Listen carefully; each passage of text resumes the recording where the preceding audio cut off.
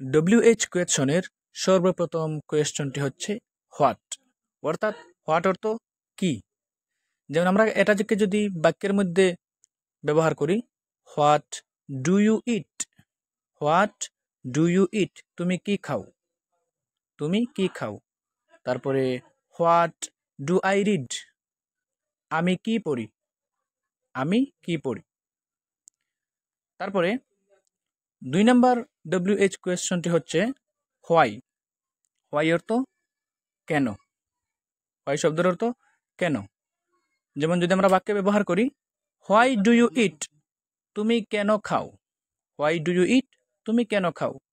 তারপরে আরেকটা বাক্য যদি বানাই, হোয়াই ডু আই বিট, আমি কেন মারি, আমি কেন মারি। 3 নম্বর ডব্লিউএইচ কোয়েশ্চনটি হচ্ছে হোয়ার।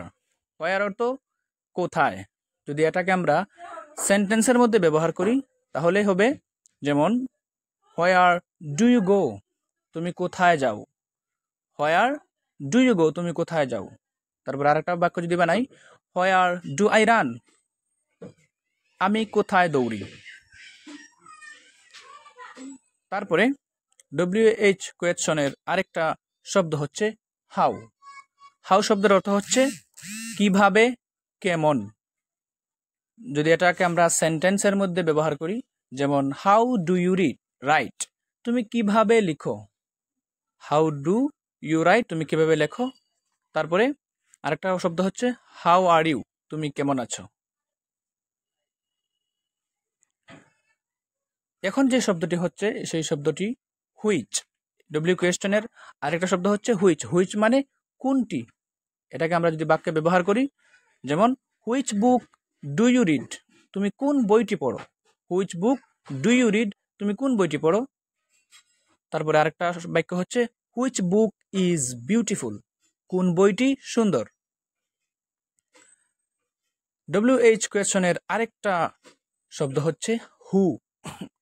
হু কখনো হয় কে অর্থে, আবার কখনো হয় কাকে অর্থে।